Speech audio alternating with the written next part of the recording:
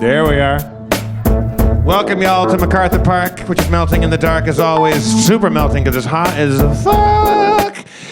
Harmontown is once again in session. Microphone checking. What is that? Basically, microphone checking. Let's bring out the game master, Spencer Crittenden. Number 1, direction. And number 2. And number 2, distance.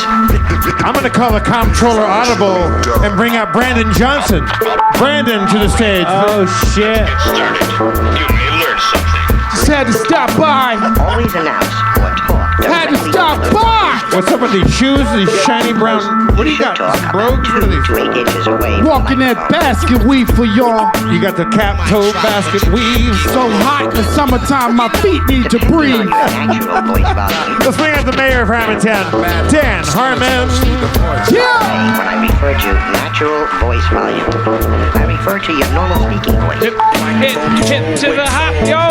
Oh, hip to the hop. Got a big bunion on my sock. Got a hat on my cot. Rented a cot for my hat and a mop. Took the mop and I put it in a bucket. Saw your mama last night. I said, fuck it. All right, boring. Let's, thank you. Have you given up on freestyle, Dan, or have you just lost your... I just, just happy. I thought think you a had lot of rapping has to do with, you've got something you need to say. I thought you were getting to a pretty good zone there. Yeah, it was great. I mean, you could hear the reaction; they were overwhelmed. In general, it's a great podcast. There's a lot left to say. I could launch now into one of many segments that would be totally relatable to the people that people are just waiting to gobble up. I'm having some. I just saw some of the decorators' proposals, and I was a little disappointed to learn that they were photos of just concepts and not my actual house. Stuff like that, stuff that you guys want to hear because it's 2019. Because right now you have a 17-bedroom Marquise like mansion going on, and you have one air mattress and there's no chairs. I'm truly the voice of the next generation, from my blanche whiteness to my six-figure a week income to He makes $700,000 a week just for doing nothing. To my complaints about my numerous gardeners, to my 2 houses, to my 8 years in podcasting. I mean, the list goes on and on. I found it a little bit excessive that you have 17 Lipizzaner horses in your house now. Look, you get into a zone where you're like, you're trying to chase that happy rabbit, and you can't catch it anymore. Right. Lipizzaners are very, cost prohibitive. Is it at all possible that anyone else here has something to complain about? Who here in the crowd thinks they have the most righteous, righteous indignation complaint right now? Like something. Oh, there's a hand went up over here in the corner. What was that? The sun. Oh, are you albino by any chance? Yeah. Okay. Would you like to come up or? Okay, come on up. Let's bring that albino up. Wait, I haven't plugged in. Play some albino music. This is a guy with a resonant beef. I also hate the sun. You're a friend of the podcast, aren't you? What was your name again? Wait, don't tell me. Jax. Turbo. That would have been amazing. Turbo. Scorpion. Kalen. Kalen, yeah. I knew it was cool. Thank you. How have you been? Not too bad. This heat wave, huh? Well, it's when you were talking about beef, we're living in a world where people complain about a lot of things, and I get that, and everybody should have the right, but every day I wake up and the center of our solar system is actively trying to murder me. So what is your physical interaction with albinism? How do you say it? So I'm albinistic. So albinos have the pink eyes. This is going to be kind of, clip note. Triggering. Yeah, it's going to piss some people off. The albinos have the clip note. Yeah, they have the pink eyes, and they can see well. But they look like pedophiles, and they're the ones who are freaks. Come on under now. the radar. No, look at all the movies when the pink-eyed ones. Okay. So then I have the color in front of my eyes, but I have vision problems. I'm legally blind, and the same amount of sunburning happens. So you're saying like, more human being, like blue eyes, not that pink eyes aren't human being, but like I was saying, like more. This albino is racist. You're saying that having a more common color eye you still have worse vision than a pink-eyed albino.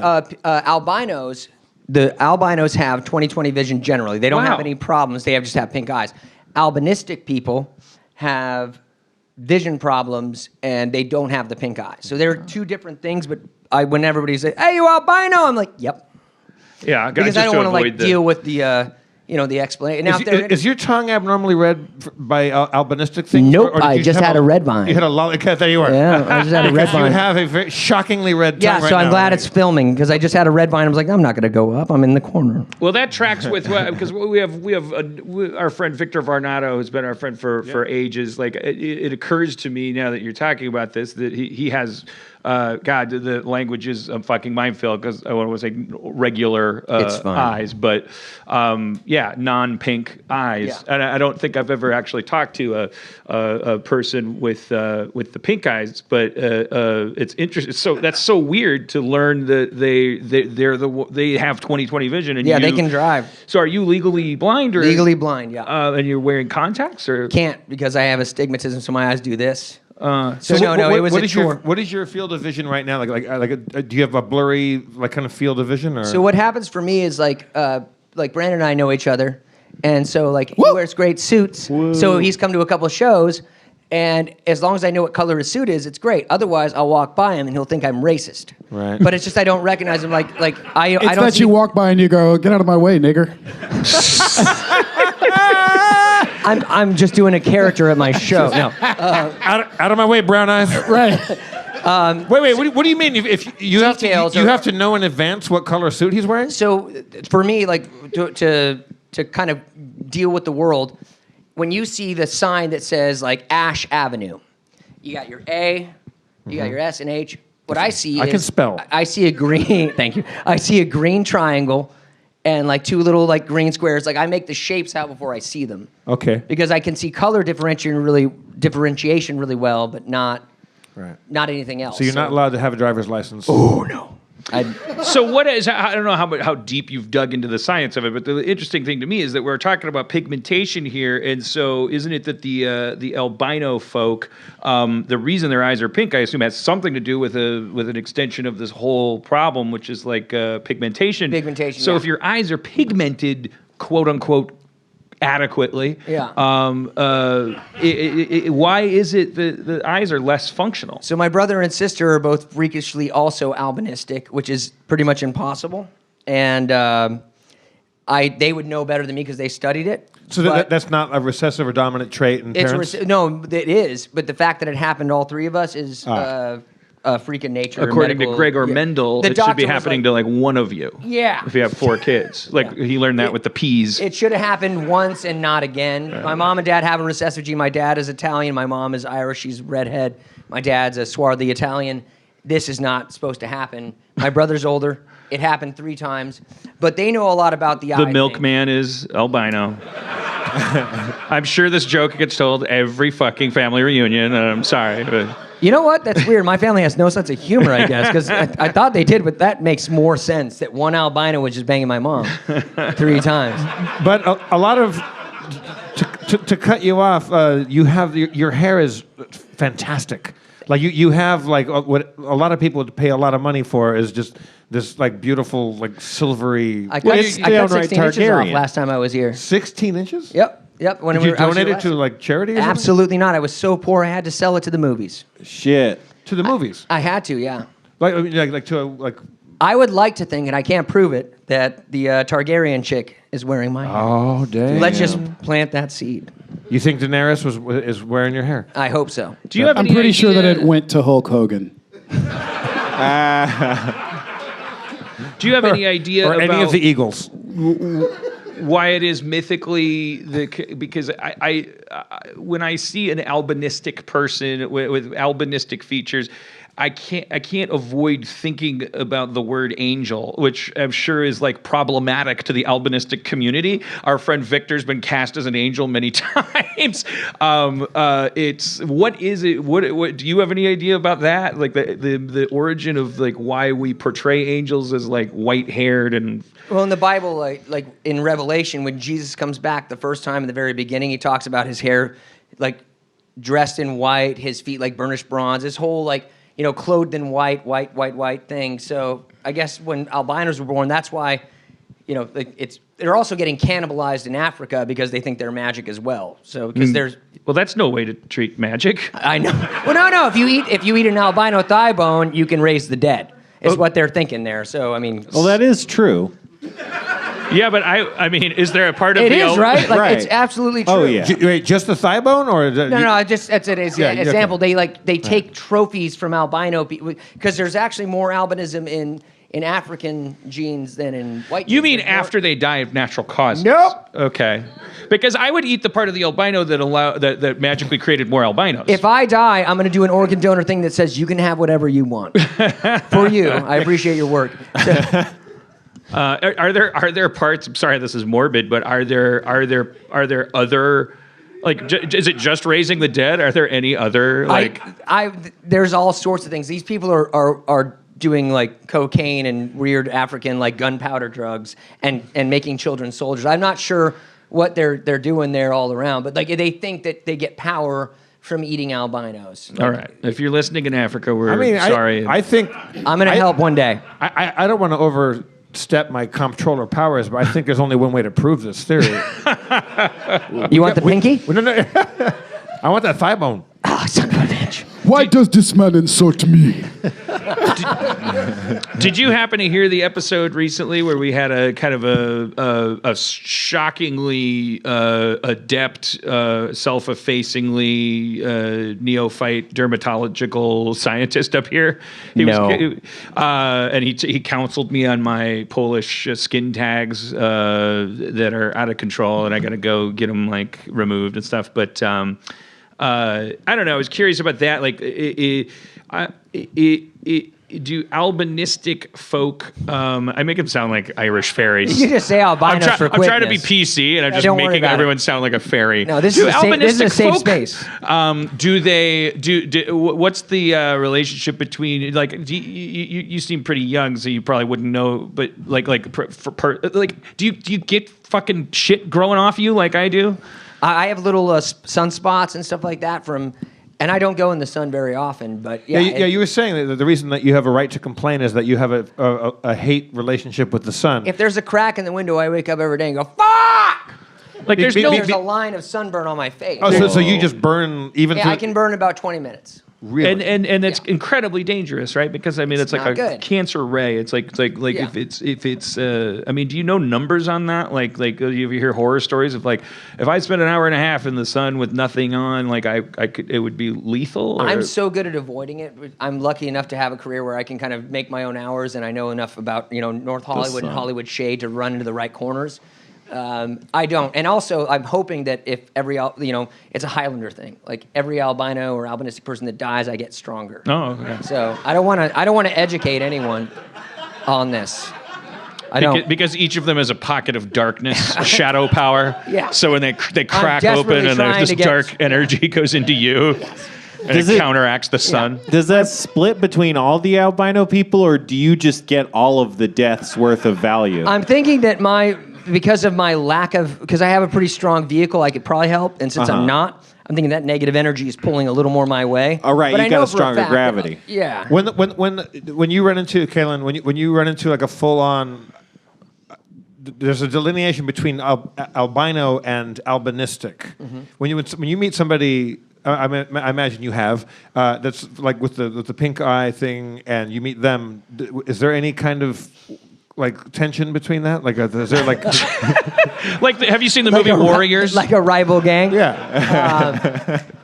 I don't know. Like I'm so rent with. You're never alone. You're never disconnected. Like a West Side Story kind of thing. I'm right? so bound up with like social anxiety. Anyway, I've done a couple photo shoots for like awareness and things like that, and then so we had all kinds of different pigmentless people, And I met them and everything was fine, but at the same time, I'm just nervous around anybody. Right. So, but in the back of my mind, I was like, you can drive, so fuck you. Yeah. Yeah, they've got privilege. I mean, Yeah. they probably, who I knows like how many cars. albino people you've met who have passed for albinistic and taken advantage. They go They like, could put contacts in, those assholes. oh my God. Whoa. Yeah, so They're they can like- drive a car. They look Scandinavian. I'm Italian. And everyone's like, are you Scandinavian? No, I'm just sad. All right. Sorry, I'm getting fired up. Well, as always, we appreciate you being vulnerable with us. I wish I could, believe me, the sun is my enemy too, but boy, the enemy of my enemy. I mean, I wish there was something we could do. I call the sun Orange Hitler. And from this day forward, that makes it better. Yeah, I hate it. I want to put a hat over my pool. You could put an umbrella that goes out. Yeah, That's kind of like I'm a thinking hat. about it, and then I feel like people make fun and go, No, "Why do you want those, a pool?" those sexy, like in the cabanas, like those curvy, they go out like that, so you have a shady spot always, and you swim there. Like, no, I'm being active. Yeah. I just happen to be swimming actively in the shade. You're not. You're just hanging out and hiding. I might build a wall around it, and then put a ceiling on the walls, and then an air conditioner. So it'd just be an indoor pool. Yeah. That's called a house. You worked hard enough. You deserve it. Yeah. You do it. Yeah. Or You should half have of an it. indoor pool, I guess. So if you ever been to the Hearst Mansion, it's like he's getting like pools are like they start outside and then they go inside, but only if you're in the pool. Like if you're a burglar, you could try to rob the house but you'd have to go in the pool. And then there's like pools that have hallways, like pool hallways. That's so badass. I mean, like if you have an indoor pool and people are swimming and then it's like, can you imagine? It's like, hey, come over here, and people are like going down the pool hallway to do pool coke. Wait, why is there a pool hallway? Is there a pool bathroom? That's what I want to know. If you Yeah, go yeah. around the corner, is there like there different like- urinals? That, You can hang up Pool your urinal, you're probably hang the up whole your pool. towel underwater over there. Like- He's got pool rooms, so you have a pool right here, and then you swim down a canal, and there's another pool over here, and he's got like 3 pools in one big pool house, and it's the dopest shit.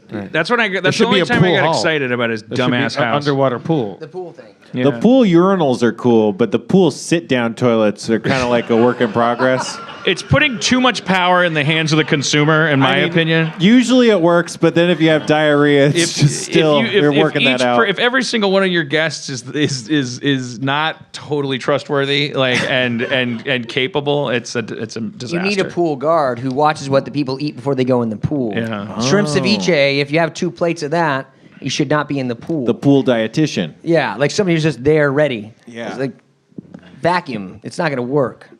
How amazing would it be if you were so rich and technology was so accurate or whatever you call it, that people could come over to your house and just like hang out in your pool. Your whole house just had a pool everywhere. Like every room had a little pool part of it, so that technically you could just swim to any room and just be like a different class of citizen. Like, I'm one of the aqua people. Here I am in the charades game. Bye. But at any point in that water, you could shit or piss or puke or drop fucking anything, and it would all just go and just like float away to the nearest filter. Like, You just crystallized my dream. yeah, like you could Whoa. just float around like a That's little a weird baby and dream. like pee and poo poo. You can just be in the water. You You can go do whatever. inside for the winter, like you start Yeah. to see the seasons change, the leaves fall, and you go out, you go in, and then you kind of hibernate and shit everywhere. You're saying that you just want to live in a very efficient toilet. Yeah. The biggest toilet. No toilet paper to worry about. Don't have to Right. get the bear anymore. No. It's brilliant. It's kind of what the internet is, right? It's every human expressing how they'd like life to be. Like, oh, I'd like to be in contact with every human being, and I'd like to emit whatever I want, but I don't want to ever touch anything that comes out of me or out of anyone The else. problem is the filter on the internet's bad, and we're all backed up. So now we're all like knee deep in shit. No, I'm Yeah. sorry. The we're problem nose is deep we in need shit. a pool dietitian for the internet. Thank you. You get it. Because they just shit. Yeah. How would we elect this pool-atition? I'll do it. Poolitics. I second. I don't really like. I don't think people should discuss religion or politics. Steve, can you bring the ice bucket? Poolitics. You just came up with like a 1980s. He said it first. Poolitics. Oh, you said politics? He said politician. Politician. I just stole. Oh. I just appropriated Brandon's joke. Well, when I heard politician, I thought you misheard pool dietitian. Yeah, I thought whoever it was said pool that. dietitian. I thought you were but like, pool said politician's way better. He said pool nutrition. right. He said pool dietitian. He said pool and nutrition. I say, quit pooling around and vote for me. It's like, And that's how it happened. I just got every dad's vote in the joke coalition. welcome to my Olitical Arty. Notice there's no P in it. Oh. Let's keep it that way. what is going on with the conspicuous timing of the? When did we? I think Steve Levy likes to bring it out in dramatic fashion in the middle of the show to make like a. We should like get him a the- cape. I think he's like the Phantom of our opera, and he likes to bring get him a out half the mask. You know, he likes to bring out the vodka. Where is he trying to tempt me into health? Like, let's see how long it can. Don't do it. Like, yeah, I don't want to enable him, so I'm leaving it out, until he really asks for it, and then I just look. I'm here to help, but Levy, You should just scream it like from the rooftops that you want it. I hear him coming. Oh, here he comes. Yeah. Steve Round of Levy with the applause. vodka, dramatic fashion. all right, Levy, sit. Please sit down. Thank you. Sit. You can't just tell a human being to sit like a Thanks for like a coming terrier. Explain yourself. Half of it is forgetting, and half of it is strategy, I think. Forgetting must be nice. Unfortunately, my vodka's never out here. Strategy for what? What's the strategic ploy here? You know, it's we keep it on the rails a little bit in the beginning. Oh, Oh, shit. All right, all right. to time out Okay. Dan's blackout. I forget which one it was, but you were like, I think I may have just too much in the beginning, and I was like, well, if I don't to give it 15 minutes, like I'll give you your 20. Well, I think the danger is more like it's about before the show. If I pregame before the show, we're just fucked, Yeah, all right. Yeah. Shit. Like the Yardley Smith episode, I got. Yeah, I think that was, might have been the one where you were like, I was nervous. It's ironic because I get nervous about certain people, and then I'm like, I want to do a good job, but then I'm like, well, that's not how you're going to do a good job. You fucked up with Norman Lear. And then I'm like, so then I'm like, a little Dutch courage. you didn't will fuck help. up. That episode is classic. It was the Norman classic. Lear. I was Traub was there. I was pretty I was amazing. afraid of Norman Lear, and because he was facing you, anytime I jumped in and said something and he couldn't quite hear it, I think he thought I was attacking him. Yeah. Well, you probably were. Never, I would never attack Norman Lear. He told us that great story. I forget which famous actor, but it was like the dick in the hotel room. Did he tell us that? Yeah, something about a dick in a hotel room. I don't know. You know who speaking of Norman Lear, because you know who was in the green room, and I guess he was like, he couldn't wait to come out and tell Norman Lear, and then he wasn't on the show. DeMorge, I ran into DeMorge on Hollywood Boulevard, like 2:30 in the morning or something. He was straight sober, like I was coming off of a adventure, and I was trying to. Because you play Spider-Man until about midnight, Yeah. and then Yeah. But I just ran into him in the corner, like real close to where Cinespace used to be, like Hollywood, and it was like, holy shit, it's DeMorge. And we talked for it felt like an hour, but, and then it was just like deserted Hollywood Boulevard. And then I went on my way. It was nice to see him. what was the origin of your adventure? What did you just come off of? I met with Joel McHale and Chris McKenna, and that's already a lot of mix to throw at an evening. Mm-hmm. So by the time we finished dinner, McKenna and I were like, really, Erin, the girl I was dating, not Erin McGathy, but Erin, who I was dating when I was actively working at my hardest on Community, she observed, she's like, you and McKenna bring out the best and worst in each other. And like McKenna and I were yelling at McHale, like, why do you love your family more than drinking? Come out with us. We were just 17 years old. We were just actively trying to get a man to break up with his family. because we wanted to go to the frolic room, and then we didn't go to the frolic room. We stumbled into this other place that came before it, this dark bar that only had one other guy in it, and I will say, to this guy's credit, he did the one thing that usually, like, I don't think I've ever heard from the obnoxious drunk third guy at the bar, which is he just blatantly said after listening to us for 20 minutes, he's like, you know what? I can't hear you that good, and I'm fascinated by what you're saying, so I'm going to move one down so I can eavesdrop.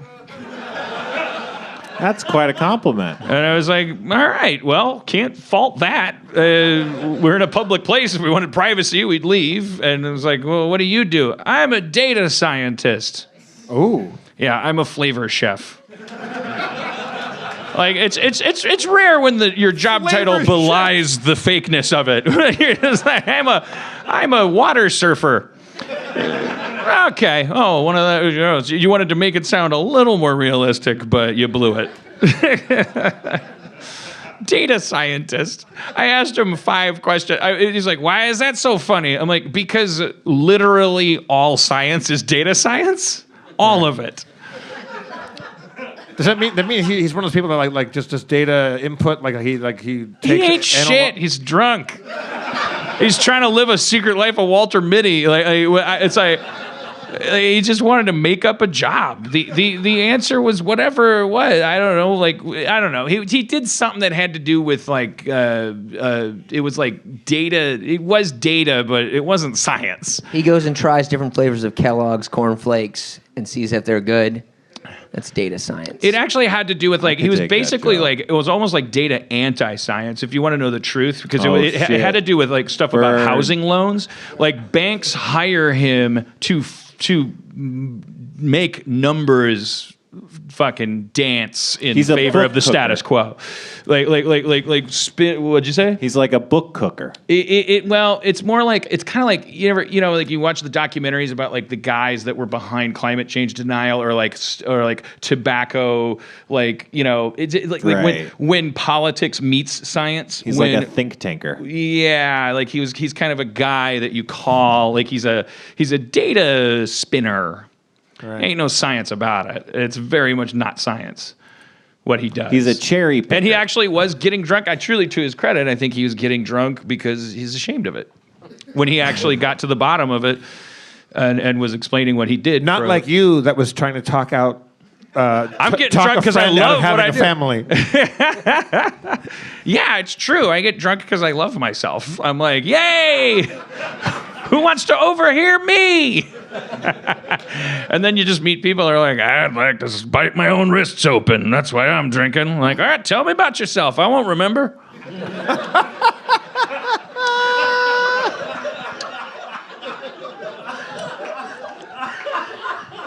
But the bartender was also very interesting. 12 years sober. And sometimes you run into a bartender who's like very rock solid sober. It takes you aback a little, but there's a Venn diagram of people between sober people and bartenders. It's like, I'm in my sweet spot. This is where this is how I stay sober. If nothing else, kind of like they're great bartenders because they were alcoholics once and they're never going to be again. And they have empathy for people that are there for the right or wrong reasons. They have a sharp instinct for when to cut off, when to overpour, when to 86, when to call a cab. And this guy was talking about how it was it was 12 years ago when he saw the episode of Cheers in reruns where there's a specific episode of Cheers that I remembered as he described it. I was like, oh yeah, that episode for sure. And the lights go out and Sam's alone in the bar and then he pours one and then he slides it down the bar. And he's like, yeah, that one. And I was like, that got me going about Cheers and how Cheers is the greatest show and everybody in my generation will tell you and stuff. And he's like, he said something like, he's like,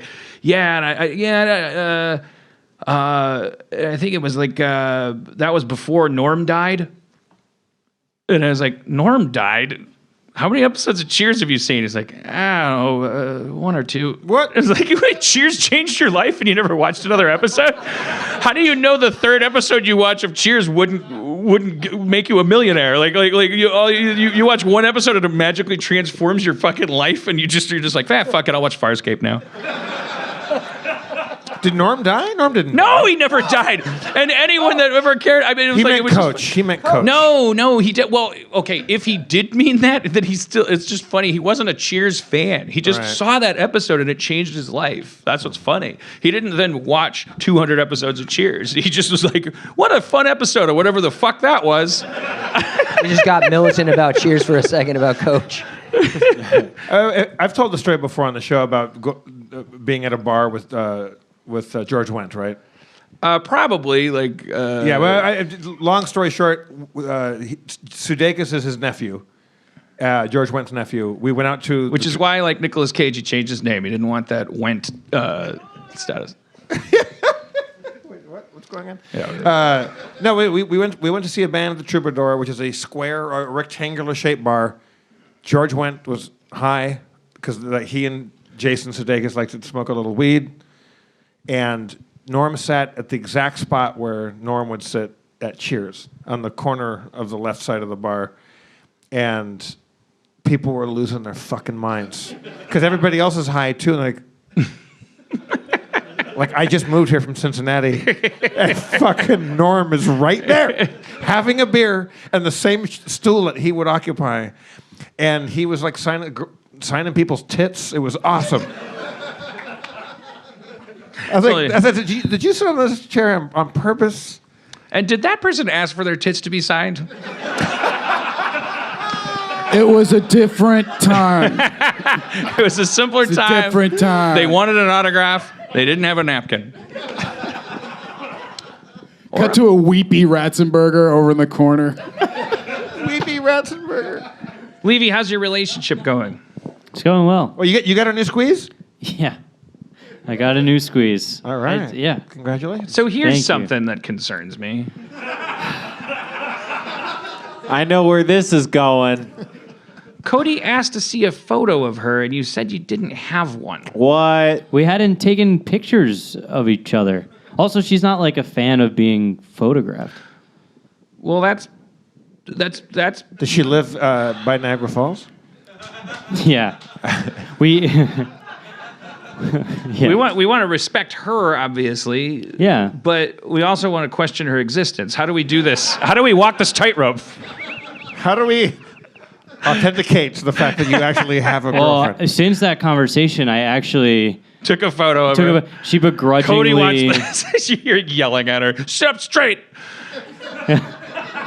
My boss's fiance wants to know you exist. Yeah.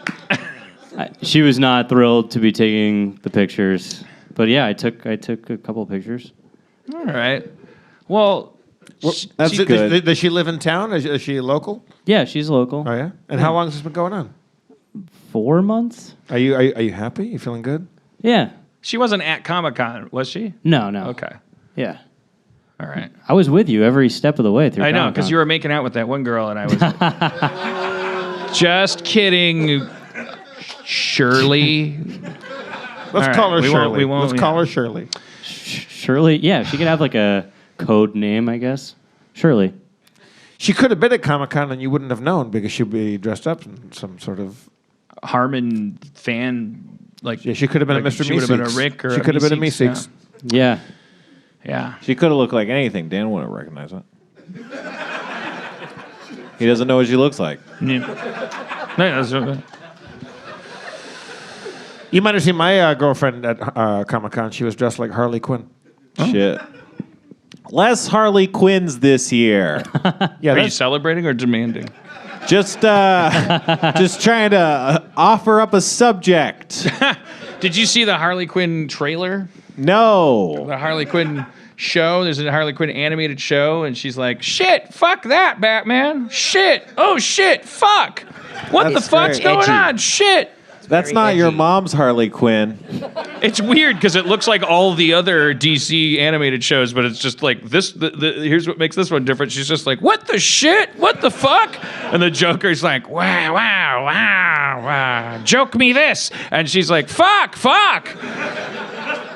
There's something to be said for your mom's Harley Quinn, you know? I mean, I like the idea. It's what's also kind of funny about it, though, is I have a sneaking suspicion because I watched the trailer only once, but I'm like, Batman's not joining in on this game.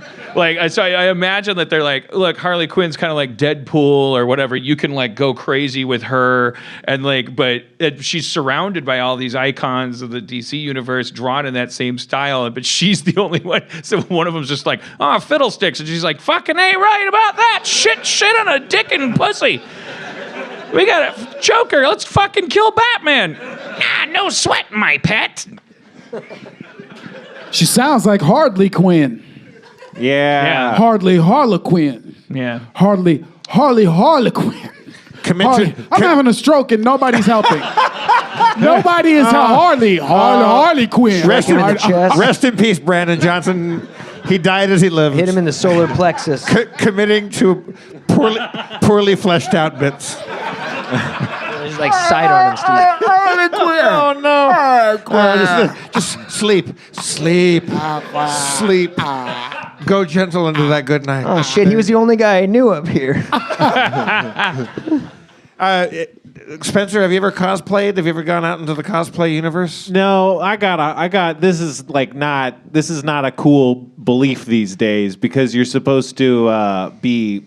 I don't know. I don't even want to label it. But I think that cosplays look really good when you look something like the character. Obviously, anyone can be any character all the time. But, like, I've always wanted to, like, you know, find someone I look like. And I don't look like very much of anything. Who would you go if you had to, like, get styled as a cosplay character? You could, you know, whatever you wanted, look exactly like that person. Who would it be? There's this guy's husband in an anime that I look kind of like. He's like just this big fat guy. He's like giant. You're not fat. You're skinny now. But he's just like a big giant guy. Okay. And if like Spencer's I need a anime haircut. fat. Yeah. Oh, I'm anime guy, woman's husband fat for sure. What's the name of this character? I can't remember his name. He's generally called husband. The woman's called teacher. But how much? He's her husband. How much recognition do you think that would get on the Comic-Con floor? Would people would be like?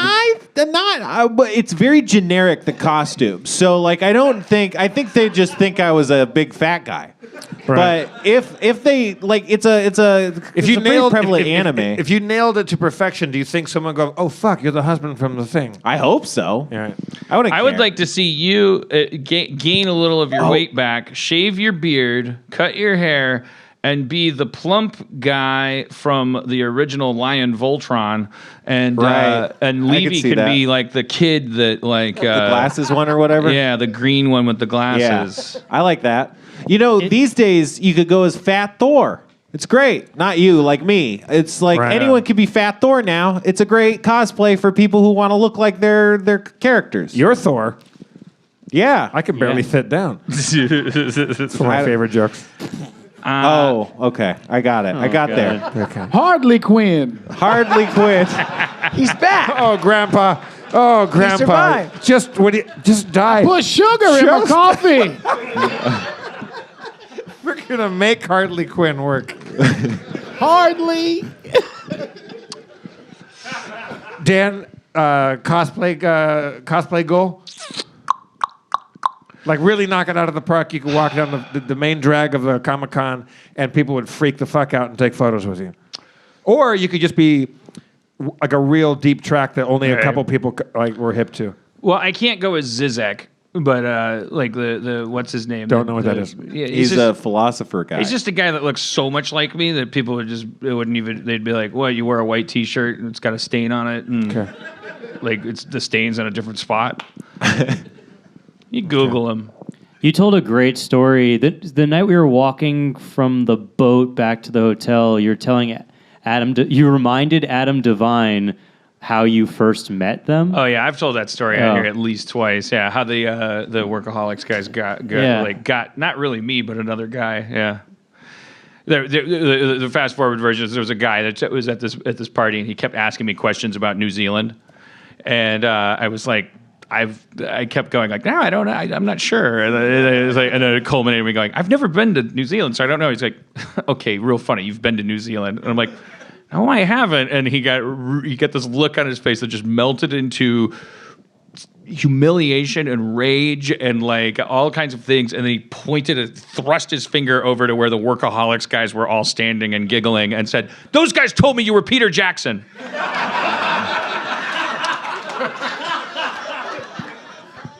But I kind of got 2/3 of the Workaholics back this Comic-Con on accident because Justin and I somehow led everybody over to the Hilton under the auspices of like, hey, everyone's going to the Hilton. And then we got to the Hilton and it was like, everyone with a room here because we're going to bed.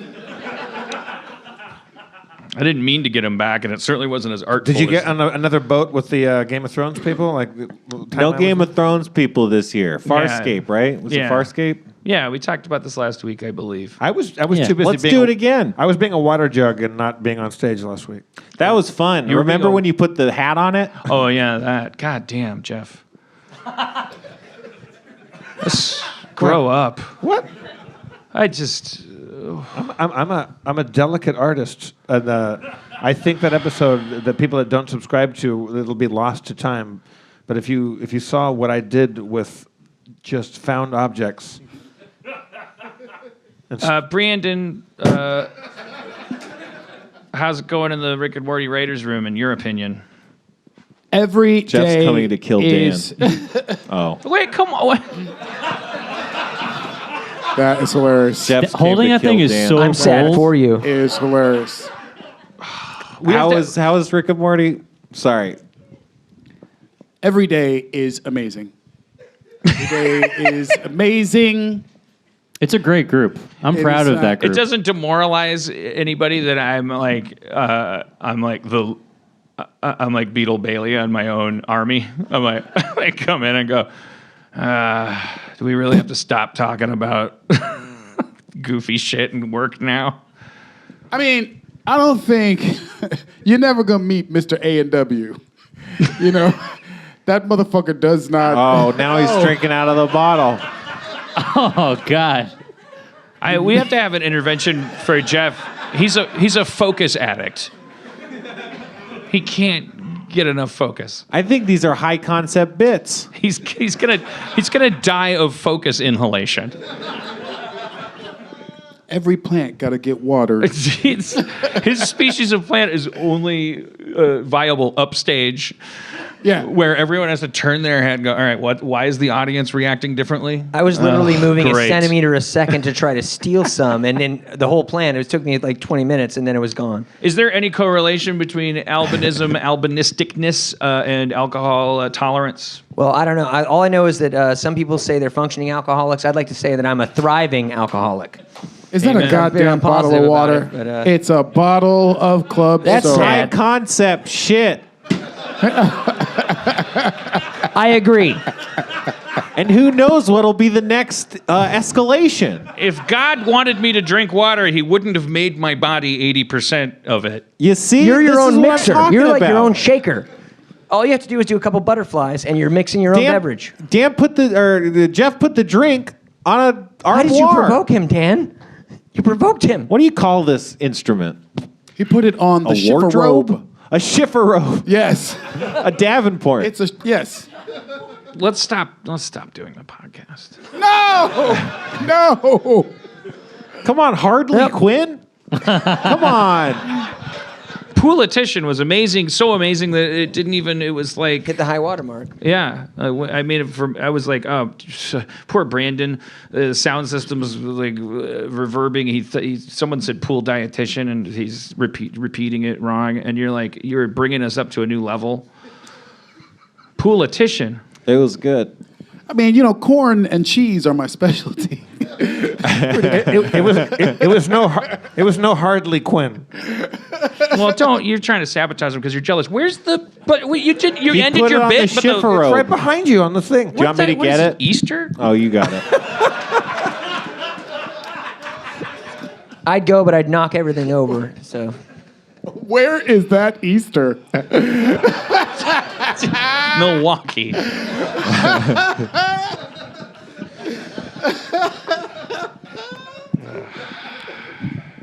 That's when you're in a family unit where it's like, the after-school specials, they pour the bottles down the sink triumphantly. And sometimes it's a little more complicated than that. You go to the sink and you're like, well, goddamn, we're not alcoholics. We should store this somewhere where we can have it. Just in case we change our mind. He's the one with the problem. I'm putting this in the backseat of my car. A few mason jars. Mom's not going to do any cherry jelly this year. Just throw them in the back. We're a proud tribe, Milwaukeeans. You would like it there, I believe. I love the Midwest, especially in the winter. Why? Because it's cold and dark.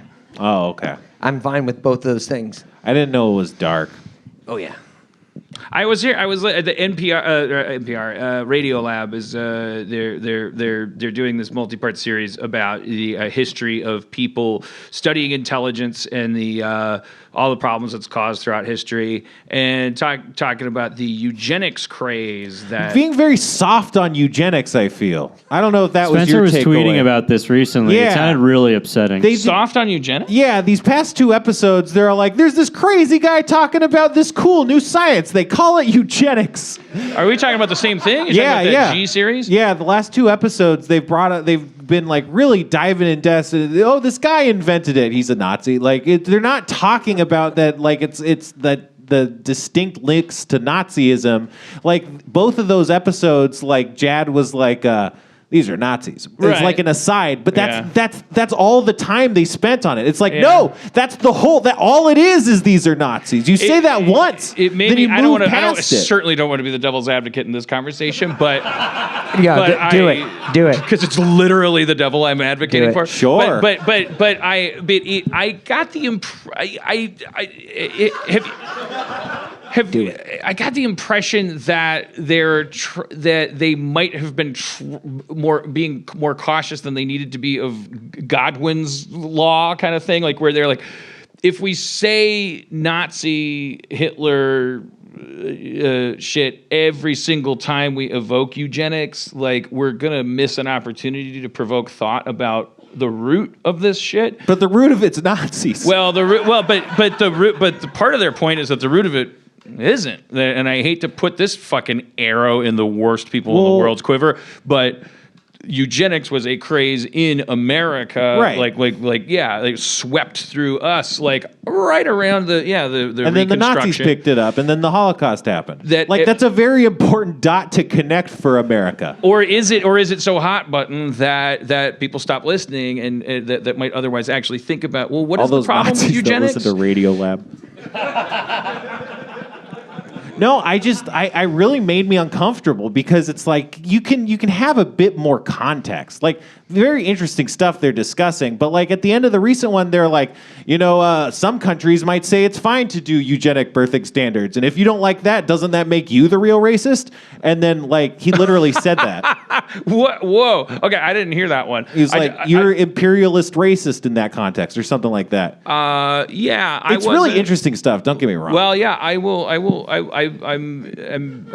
I'd rather have my needle as sensitive as yours. I mean, I'm afraid of mine getting number. I've achieved like a sort of fetish now for non-divisiveness, which is another way of saying. Like I listen to these guys, the guys that host Stuff They Don't Want You to Know. And I particularly fetishize their crazy, like almost obsessive and highly skilled ability to go into areas that traditionally are just like, if your decision is to be non-divisive, then you wouldn't bother to talk about any of this stuff in this area. But because they're a conspiracy theory kind of podcast, they constantly have to go into these areas. But they clearly like pride themselves and have said as much at a certain point after I noticed it. And then they said it at one point. I was like, oh, okay. So I wasn't hallucinating this. You guys are like, they look at humanity's political frailties, good, bad, dark, light, as like a souffle that they're not going to collapse by stomping around it, and they kind of like they have a gift for language that doesn't presuppose particularly anything as they explain things like MK Ultra and all this stuff that you'd think would be festooned with laser lines and stuff. And I don't want to be that person, or rather I could never be that person. So like I don't think the good version of me makes that a goal. But at the same time, I listen to these guys on the way to work now, and they kind of bring me this Taoistic peace because they're so smart and they're so interested in such fringe shit, and yet they clearly, not because they're secretly on the side of the scum of the earth and don't want to lose those ratings, but because they have some academic belief that proper like exploration of stuff shouldn't necessarily ruffle anyone's feathers, and that they just want to state things in some weird Jedi way that like doesn't necessarily like say Nixon was a bad person. Even like they just kind of like that's my kick right now. It's probably a dangerous kick. I should be ashamed I of that think kick. not wanting to offend people that are Nazis is part of like why we're in the problem we're having. You know, I don't think that's necessarily bad for conspiracy theorists, but there is this part of it all though that you do get to take a break. sure, You know. like you don't have to be engaging in this. Back and forth. There are times I think where you can objectively just watch something just to tune the fuck out for a second. Because it's been pretty, I think we all can agree that it's been like an onslaught for 2 years. So I think more than 2 years, but like 3. Yeah. So I said more, didn't I? Yes, but I like the delivery of that shit. Someone went 3. Yeah. So I do think you can watch something, it be Nazi heavy, and just be like, for a second, I kind of just want to watch this thing. You know. By contrast, our nation's president executing like the absolute like divisive fucking sword. Like the only thing that I'm taking in from the news, and it should be noted that I'm trying to actively avoid news, so the shit that gets to me is fucking gravity fed, and is coming through tons of gravel. And it seems uncanny to me that he is absolutely. I agree with what's his fuck Newt Gingrich's observation that I read about. I know you're bristling. You agree with Newt Gingrich. I agree with Newt Gingrich's observation that what Trump is doing right now strategically is he's absolutely has to attempt to define everyone left of fascist as anarchist, as socialist. He's looking at the numbers and he's going like, I need to double down on all of the race talk and all of the immigration talk, good for the base, but also what I need to generally do to people out there who are dangerously trying to walk the tightrope. He's basically looking at them as people who are trying to win some kind of like balance game because they're Zen, and he's shouting in their ear like, so you're socialist? So you're socialist? Like, and trying to remove from their heads, like he wants the next election to be about, oh boy, I would hate to have my home taken away by people of color. So, I'm not that democratic. And I thought about that with a reverse trajectory, and I was thinking about, for a while there, wasn't there a little bit of a push to like, wake people of color up to the fact that Democrats had never actually had their back. You know, that cynical kind of thing where there was like that push to go like, hey, look, these people have never taken care of you and all that stuff. And that feels like that has been jettisoned because the numbers just never turned around. So now he's condensing all of his strategy on this idea of like, he wants you to think that in the game of Coke versus Pepsi, that Pepsi definitively means Alexandria Cortez gets all of your pants, like whether you want. He needs you to be thinking about that, like the same way that you pound home, like butter emails, Benghazi and all that stuff. You just pound home. That stuff's not all for the hillbillies. That stuff is to try to like scramble the signal of people who might otherwise be tempted to eat a sandwich, take a breath, and vote their conscience, to convince them that they're in a war between like crazy and what I had yesterday.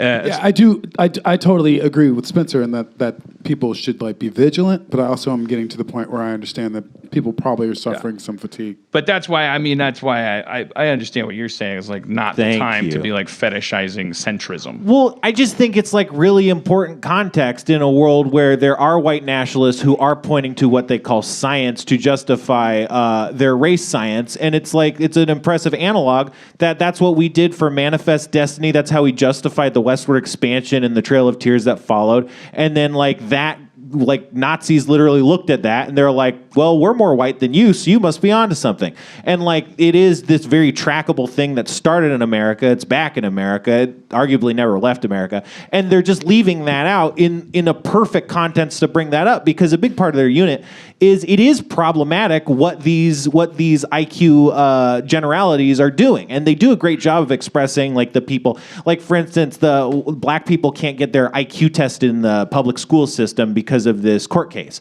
which is just this weird thing because the IQ test was used to put black people in special ed when they didn't deserve it. And like, so they do a good job of talking about the bad elements. And even when they're talking about these last two episodes, it's just like, to me, it's like, it seems doubly important to explain like the historical context of where this developed. And they did that just a tiny, tiny bit. And I would just like to see, Yeah, I could definitely understand. I could picture them sitting in a room and exactly. Going, that's like, what pissed me off. Do we connect this to today overtly, or do we put one spark plug next to another? I don't know how spark plugs work. I don't think they're supposed to. Clearly. They'd probably make it a wire if they wanted to connect them. Yeah. It looks cool. Do we put one diode next to another and like hope that and let the listener like form a, Sure, I'm sure that's what they were banking on. As an editor, as a storyteller, as a producer, I would make an argument. Yeah, I would. It's like, oh man, are we gonna like? We have this weird self-shaming instinct. If you're at all left of anything, you kind of tend to come equipped with this like self-policing and wholly exploitable thing where you're like, oh, was I getting too political?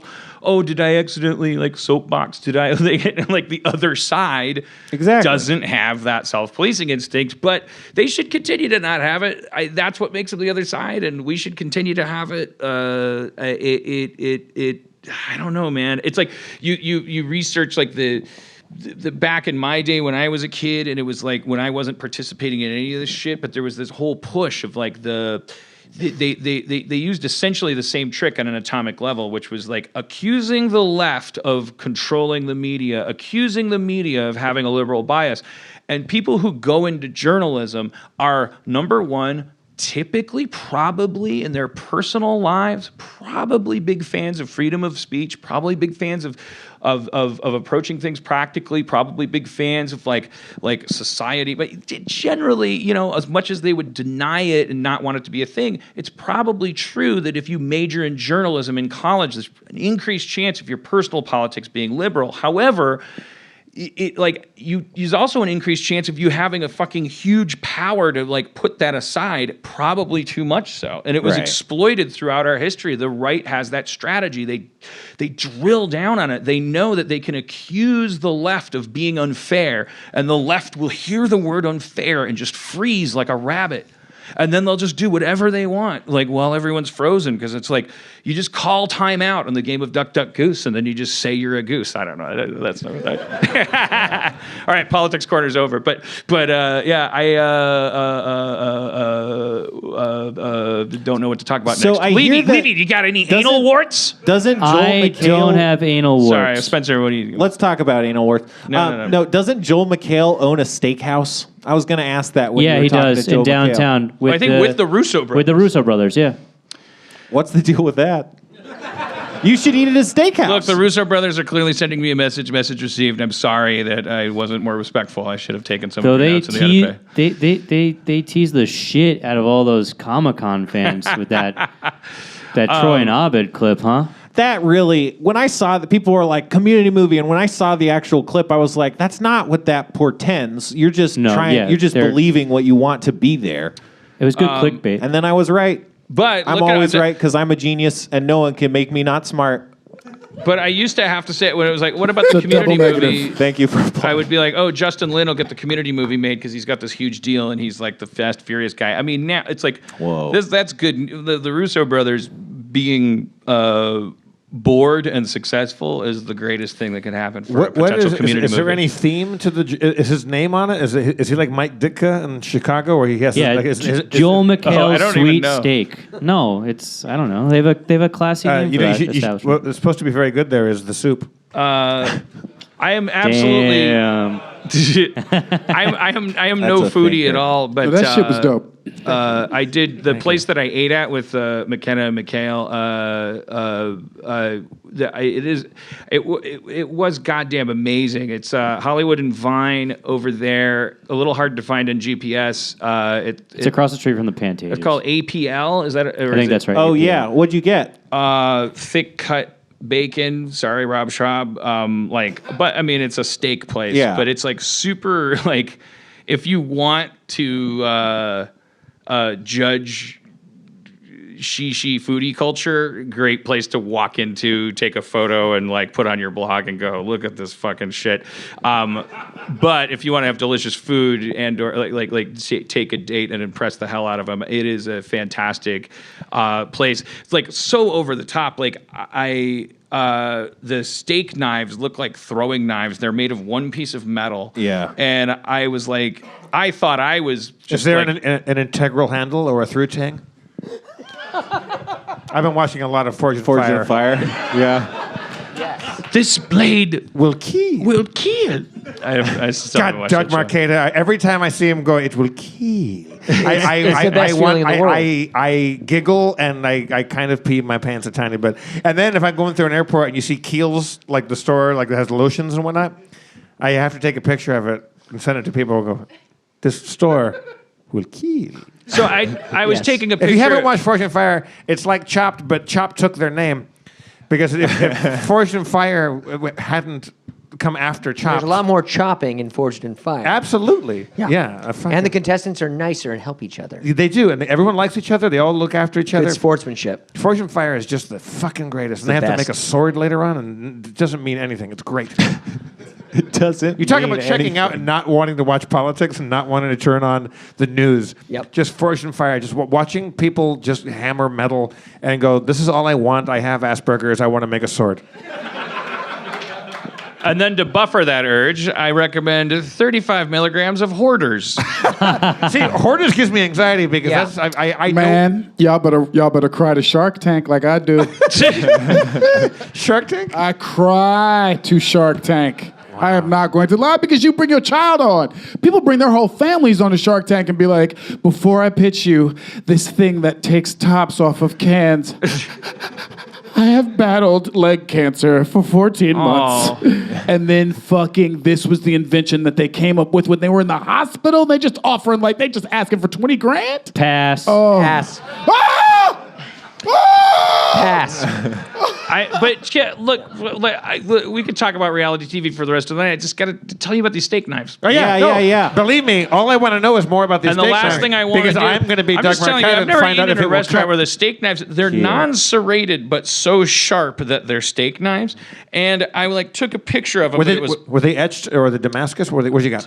Oh, definitely. I don't know. not. I don't know. You have to go there, but there's nothing you can eat there. Huh? No, I'm going to just look at the knives. They have the knives on display there. I'm going to take a knife and bring my own ballistics dummy in there and do a fucking bunch of kill tests on And it. because McHale knows the people there, I was like, these knives are amazing, and he's like, oh, ask the people about them, whatever. Fucking giant bicep the size of a watermelon. 1051 steel? What do you got? The 5160, bud. Okay. I believe they said the steak knives cost $6,000 each to make. Yeah, they charge you if you take They call the police Right. if you put one in your purse and leave. And yes, I'm implying that only women steal. You're just welcome, implying because you know it. what? Dan, It's time to even those scales. Dan, that joke you just said will kill your career.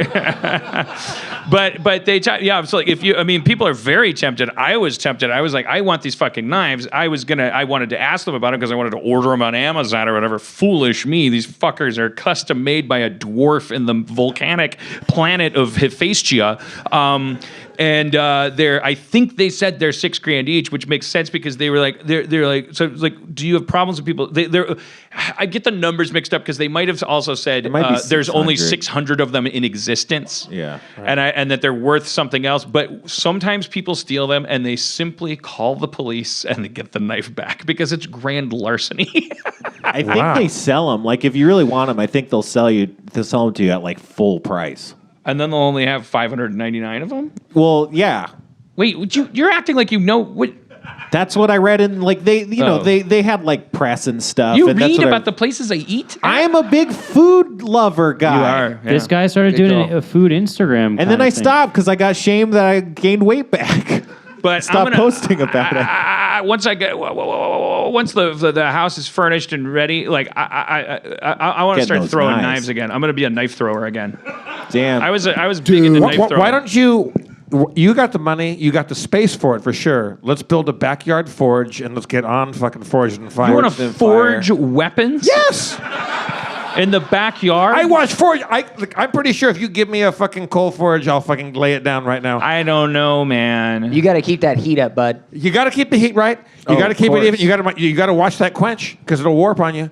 And if you water quench, I'm going to throw you in. I'm going to throw you in there. Don't you ever water quench? Never water quench oil. Never. You got to put it in the oil. What about the burn tang? What is that? They're trying to burn burning it through the wood. That's a bad idea. Never do a burn through. I mean, you can do that if you got loads of time, but not in a 2-hour round. Never works out because this round of forging is over. Thank you.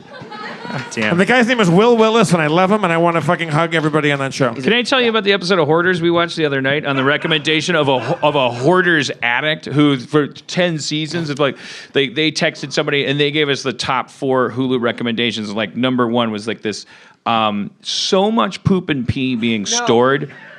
They store the poop and the pee? Yeah, and I didn't think, I was like, they said, do you have a problem with poop and pee? I was like, fuck no. I've seen a million Hoarders where there's like, oh, there's poop on your sink. They store Who cares? What sort of vessels do they store the poop and the pee? Fuck that. I literally almost, it's like I was like gagging watching it because it's like full blown.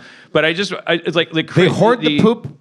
It was a woman who had there's always a tragic story to it, and there was a woman who had lived with her mom. Her mom, when she moved in with her mom was a hoarder, and her mom was kind of like whatever. I'm not gonna. She ran out of poop one time. There was a. She never forgot it. There's always this crazy.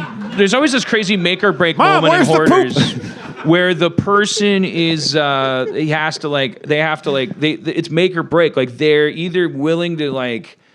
They kind of like they'll come up with something, and like this woman was like, because they kept saying to her like, you know there's poop and pee everywhere here, and she's like, yeah, I know it's like musty, and they're like, no, musty is like a thing you say when there's not poop and pee everywhere, but it still smells. So they're like, is it in mason jars or what's going on? It was like these water jugs. So it was like I guess just an even exchange of like you get water from Albertsons and you drink it and then you pee and poop and whatever's left. And it was voluminous. It was crazy. It was just like piles of these individual canisters. Right. But they kept warning her. They're like this is septic conditions and you can't and all this stuff, and like. Usually you expect the person to be in denial about the danger of the conditions, and she was in denial about that. And then they started the cleaning process, and then there was like the Chiron that said 4 days into the cleaning process, like whatever her name is, she has a meeting with the people in the backyard, and she goes like, "Look, guys, like all I'm telling you is, I get it.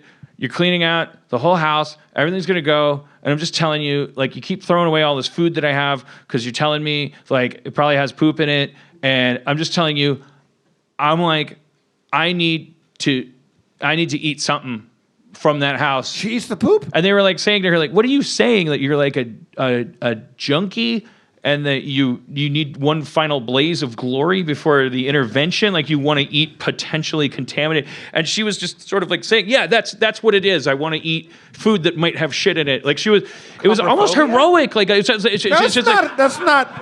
not any hero I've ever worshipped. Well, it is when you get to the point where you're like clinging to anything that you're willing to fucking like. She just wanted a little nibble. I find hoarders fascinating because she poops in the food or the food. No, is she's poop? just got shit everywhere, and then there's people like you're like telling her.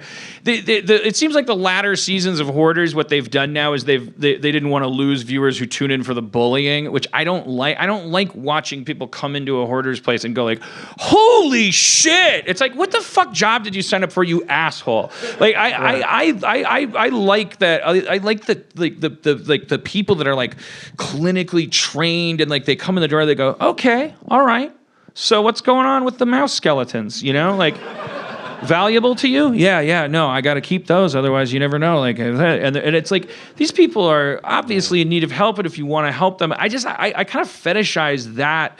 Like I like to judge the judges. I'm like, but now what they've done in the latter seasons of Hoarders now is they've broken it into this like ghost hunters kind of A story, B story, where like they'll have extreme cleaning experts spend the night in the house, and so they do night vision like Blair Witch stuff like, there's a turd next to me, holy shit, I've never cleaned anything this extreme, this old lady's soul has been crushed.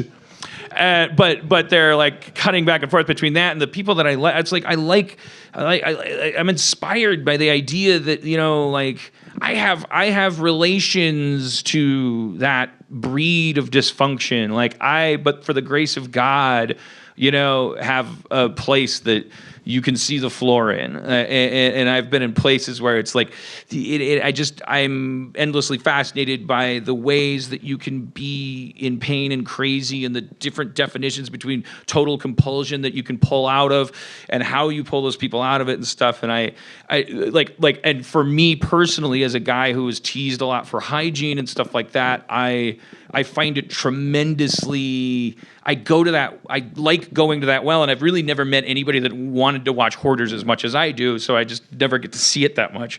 And I understand no one wanting to watch it, but I'm like, I love that. I love watching kind people who are like, have degrees in the amount of pain you have to have in order to get this bad, and who and watching them like, just be chill about it and try to reach the person, and then watching the person confront their wall. Like I've watched a few, and I couldn't really like keep going because I think I saw a few where the person felt tortured by having the clutter removed, and it was hurtful for them because they're losing a stack of newspapers they're never going to look at covered in rat droppings, but like losing that was like having something ripped out of them. It's really. I mean, that's why it's riveting to me, because the outcome isn't always the same. It's like it's sometimes it's like, okay, we got to you shit and peed in your house so much that it would cost more to clean it than to tear it down. Your worst nightmare has arrived. Like, we don't even want to like sort through it. Goodbye. You're gonna live with your Aunt Stephanie now. I thought you were gonna talk about Poop Mountain. the Hoarders of the Poop Mountain. That's why I started gagging. That's probably the episode I'm talking about. No, there was a toilet that had poop. Up to there, they were storing it. They decided to stop flushing it. They were storing it. That's what I don't watch the show because I have a gag reflex. Yeah. And they just left the poop in the toilet, and it just kept growing. And there's a picture online. Just look up Hoarders Poop Mountain. No. Yeah, I'm not. That's why I was sad when he brought it up. That literally is a hoard of poop. There's a cousin of the show. There's an episode of Hoarders that I saw a long time ago where the person had like cats in the basement in cages, and I was like, the animal ones fuck me up. I can't handle this. But apparently and I can't judge these people because what do I like? But like apparently there's a huge audience of people that are like, more of the animals, and there's like a whole animal hoarders show where it's just like mainlining that drug. Like more people who have who's dark like you know, because they're identifying with the hoarder of all those cats? I don't know, and it's hard. I'd be hard pressed to tell you what I'm doing watching it. You know, how much of it is me punching down, and how much of it is me, you know. Because your old place, like your old Wilcox place, you weren't a hoarder. You were just messy and lazy. I was a fucked up enough guy that, you know, if the neighbor had a plumbing problem, I remember the shame of somebody knocking on my door and being like, "Fuck, well, who's this?" Like, you know, and like just calling through the peephole because they can't come in here. They're gonna call something. They're gonna call the city. I remember like they're gonna call Mountain Dew and Domino's Pizza and say this guy should be working for you. I remember like a plumber coming in because someone in the neighboring apartment had something wrong with their plumbing and they needed to come to my place and look at my pipes, and I had like not actual shit, but shit in the sink, like cardboard, just garbage in the sink. Like the sink was just full of like not even just dirty dishes, but just like. I wasn't even allowed to go into cardboard and shit like in my sink, and like I remember the sound of the plumber just going, "What the fuck?" And it's like it's like that's part of what's interesting to me is like I kept doing it. Like but you've gone the opposite direction now. You have this expansive palace, because whatever's wrong with me, I'm graced with a circuit board that had an output port on it that connects to a money machine. I think that's part of it too. Is my guilt, like why I'm fascinated with the neurodiverse community, is because I feel a little guilty sometimes of like, well, why did I get a fucking just like scratch off ticket that's like. When you're gross, you don't have to work for a living, and everyone like 1 micron to the side of me or 1 lithium drip different from me is like I have to live under a bridge and the police are gonna shoot me, right. I'm kind of like, you know, like I'm just like I don't. It's just morbid fascination, I guess. Like maybe I'm looking for. Maybe I want to know that they also make bad choices. Maybe I'm like, all right, yeah, but you, yeah, I don't know. The bad choice was storing the poop. Definitely. It's like I don't. If I didn't get to a level while I was knee deep in pizza boxes and pantyhose and fucking shit, there was a room in your place that you weren't ashamed to let me or Rob into your apartment. But I was not allowed to go into the bedroom because that door was always closed. That's where the mannequin legs were, and and Jeffrey Dahmer famously, before he started eating people, like saw a mannequin in a window, then he like hid all night in a store so he could steal the mannequin because he was like thinking to himself like, if I had a mannequin, maybe I won't have to hurt people. And like it was like an open joke with you guys. It was like, this looks like a serial killer's lair, and I'm like, yeah, I'm always thinking about that stuff. I'm like, oh geez, what separates me on this family tree of monsters? And maybe that's why I'm into prison advocacy and stuff. Not that I do anything about it, but I'm like, how do we treat our worst people? Like that documentary about the pervert park or whatever, where it's like every single person in there was abused as a child, and they got Anyways, but by the grace of fucking chaos, by the random throws of dice, like. My being knee deep in all this garbage and hating myself and being ready to like whatever, like it resulted in me being able to get in a bigger apartment and then hire a housekeeper. And so then I had a person coming over every week. Like you get to a point where you can afford to hire someone that comes over every week. They do your laundry, they wash your dishes, they Swiffer your floor. Like you're done. You can be as much a pig as you want. And it's like a video game where it's like, well, you get that upgrade and you're fucking done. Like I'm not tested anymore about what kind of filth I would live in if it was up to me to clean up after myself. You hoard an opportunity. What's that? You are hoarding opportunity. I'm hoarding opportunity, yes. No, and this is not me trying to shame you, because like you and I spend a lot of time in hotels. You travel. No one that's ever not shamed anybody started a sentence that way. But JFK never famously came out to announce the space program. I'm not trying to shame the country. However, we should go to the moon. JFK was Davros? Sounded like Davros. Nah. I was shaming your impression of JFK right now. It was a good enough. No, but like when I stayed at a hotel, like I unpack my suitcase, and when I leave, I clean the hotel almost completely before I leave. But I've seen you check into a hotel and instantly there's just debris everywhere. Like your suitcase explodes into a cataclysm of underpants and socks and shoes. Mm-hmm.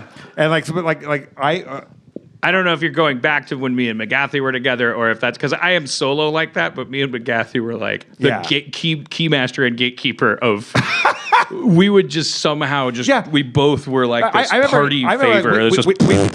We would check into a hotel in Scotland, and we had just got there. And I would knock on your door, and I come in, and there was not a single bit of floor that was not covered in suitcase material, like whatever you had packed. It was just everywhere. Like, I don't know how you got there that quickly. It looked like you were sitting Nancy, but just in a hurry. Yeah, just sitting Nancy, but in a hurry. I mean, it's like what I. When you're alone in a hotel, I mean, if you ever check into a hotel alone, is it the same way? Or if I'm in a hotel alone, I throw my duffel bag down. If I'm on a journey into darkness if I'm alone. Like so I'm actually ironically probably a lot cleaner because I'll just put the bag down, and there's been trips where I'm like 3 days in New York, time to head back to LA. I guess I never unzipped this bag. Just kind of just wore the same shit. Yeah, just flying home with that's how I got shingles. Pretty sure, just like didn't sleep that much. Never like the bedspread's perfectly clean. You could bounce a quarter off it because I slept half on the floor with my head wedged behind the alarm clock. I like New York. There's a drawing room on every corner. Yeah. I could live in a hotel. I love the idea that if I'm staying in a hotel for 3 days, say, I will put the do not disturb on the whole time because I don't really make that much of a mess. I don't need new towels every moment. Like I could use the same towel for 3 days and it'll be all right. I can sleep in the same bed. I'm the same way. Yeah, but I do like the idea that if in the event that I've ever had to stay at a hotel for like a couple weeks, the idea that you can take that do not disturb thing off, go out and have lunch and come back and you're in a brand new place. I love that. That timing has never worked out for me, ever. Right. I'm never leaving as I've never. I call them. Or if I walk down to the lobby, I say, hey, can you have someone come up? I'm going to be out for an hour and a half, and can you have someone come and do the do? Yeah. It feels pretentious to me. Well, then tip them. I do. Okay. Then why is that I make a pretentious? big mess with $20 bills. I leave them all over the place. There's your new Hoarders episode. It's like a big rich monster exploded. The best is Canada because the moment you get to Canada, you instantly have 4 pounds of coins in your pocket because they love metal money there. And I think the housekeepers there must just love it because you're just like, oh, fuck all this shit. And there's like $30 of coins on the thing. I found like 10 toonies. I love that. Yeah, toonies, loonies, you got the whole thing. All right, it's time Love for our it, next Toonie. segment. We try to run a tight ship here. It's 9:30. It's time for. Make it count. Make it count. Spencer, what's going on with you? Oh, That's our segment? Yeah. Is this saying hello to your friend? Yeah. I like this segment. It's good. Nothing's going on. Oh, Spencer, what's going on? Yay! Time to check in with Spencer. It's time to learn about him, Spencer. We're gonna learn about Spencer. That's right. I am a different gender. I'm on a Spencer bender. I'm non-binary, and I can sound like a canary, And be a man or a lady, or something. in between and breeding. Oh, And I should be allowed to fight in the armed services because I'm probably a really good soldier. If I'm capable of patriotism in a country that does nothing but judge me, you should fucking let me polish your torpedoes and sort your bullets. I'm MC Sort Your Bullets.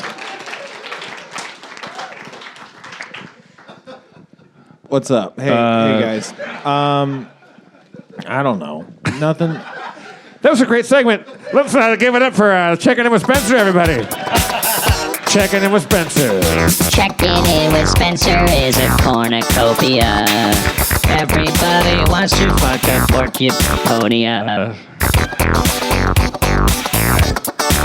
You want to? Harmon Quest is. We're gonna announce Harmon Quest tomorrow. Yeah.